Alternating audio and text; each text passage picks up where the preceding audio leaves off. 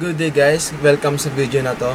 Ngayon, ituturo ko sa inyo kung paano kayo mag-install ng Linux Ubuntu sa inyong mga desktop. Since ang desktop ko is meron ng OS na naka-install, so gagamit tayo ng VirtualBox. Let's go. So ayun guys, andito na tayo sa ating VirtualBox. And pindutin na natin ito nasa taas yung new. And ang ipangalan na lang natin sa ating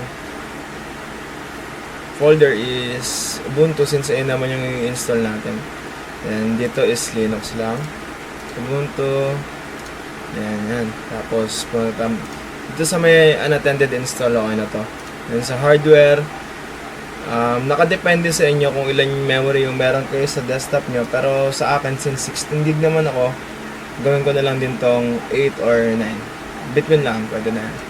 And sa CPUs naman, pwede naman natin isagad ng 3 or 4, pero sa akin, sa case ko, gawin na lang natin 4. And sa hard disk naman, sagad natin to ng at least 30 gig. Pero sa akin, siguro, gawin ko na lang din 60 gig. And, ayan, okay na. Then, let's finish. Ayan. Then, punta naman tayo sa ating settings. Sa general, okay na tayo. Sa system, sa base memory, pwede na. Okay na ito. And sa ating display, sagad lang natin to. So 128 MB din sa ating monitor count as is na to. Wala na tayong kailangan galawin dyan. Then ito sa storage, kailangan natin to. Pinutin natin itong empty. Then itong icon na to na sa may bandang gilid. Then choose a disk file. Pindutin natin yung gusto nating install, which is yung Ubuntu nga. Then, open natin. And click OK. And we're good to go. Pindutin lang natin tong start. Ayan. Pindutin lang natin siya on the. Ayan. Hindi natin pwede itong gamitin ang ating mouse. So, we need to use our arrow keys na nasa keyboard. Ayan. Then click itong tapat na natin dito sa may try or install Ubuntu. Then click enter. Wait lang natin ulit siya.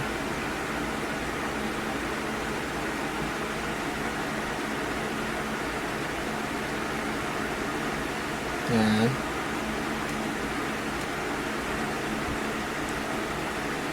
Patience lang ang kailangan natin dito guys.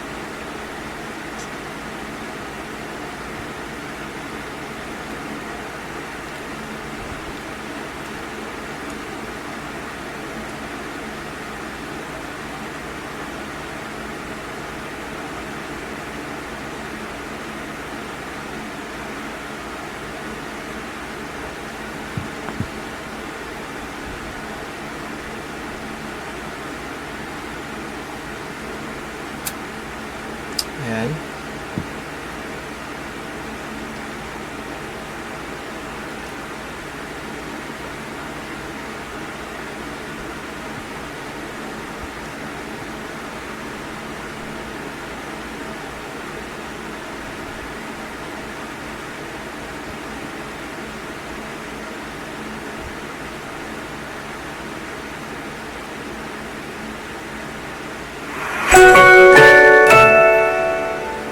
Pindutin natin tong English, then next lang din natin to.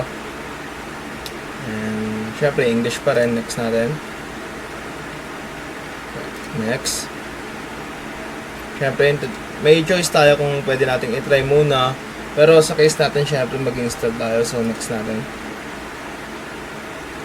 And ito, interactive installation na naman ang kailangan natin.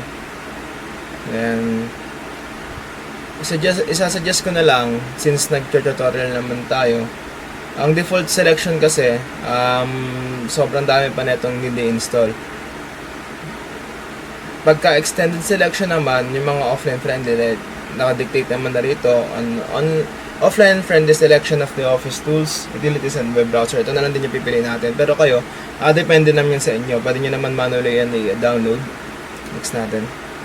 Then check na natin tong dalawang to.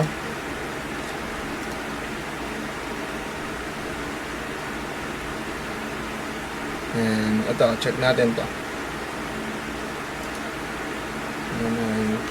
Pangalanan natin itong gem.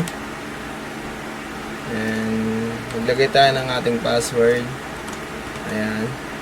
Then next. Next lang ulit natin. Then yeah, install na natin.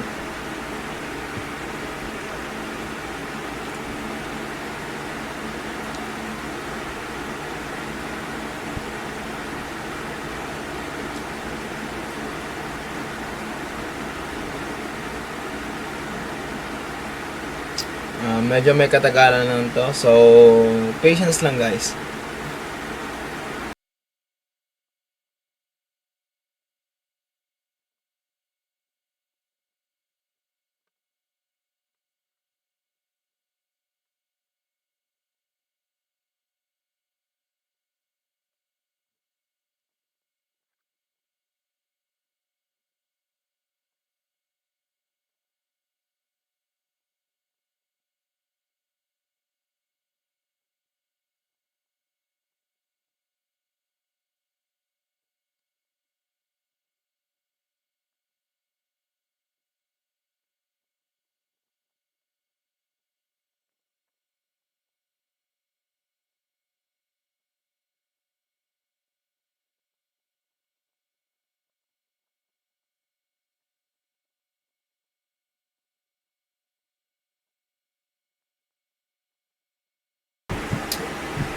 So ayun guys, after an hour and several minutes natapos na rin siya nating i-install. Then ngayon, i-restart muna natin siya.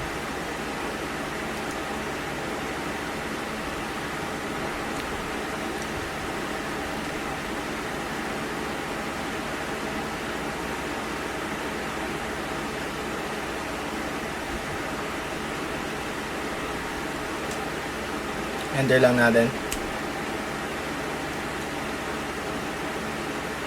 Okay. Nag-boot lang yung device.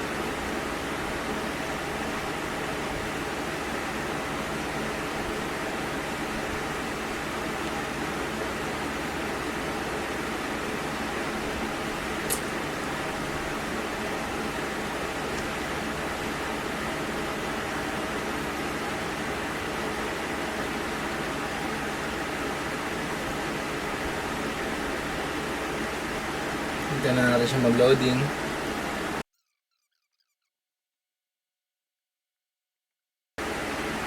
Okay, sa case ko, mukhang nag-freeze yung yung VM. Since sobrang tagal nga rin kasi nung nangyari na pagka-install. So, gagawin lang natin kapag kaganto is punta lang tayo dito sa may menu bar. And reset lang natin. Okay, ganito lang. Reset lang natin siya. Then, hayaan lang ulit natin siya mag-start.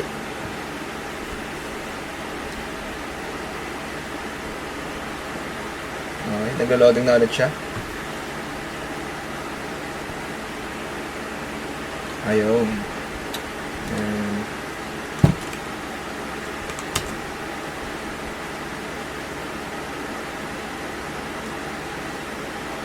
so, ayun guys. Okay na. Install na natin successfully yung Linux Ubuntu sa ating PC using VirtualBox. Yeah. So, hopefully, meron kayo natutunan sa akin. And simple lang naman siya gawin. And I hope na i-guide ko kayo ng maayos sa pag-install nito. Thank you.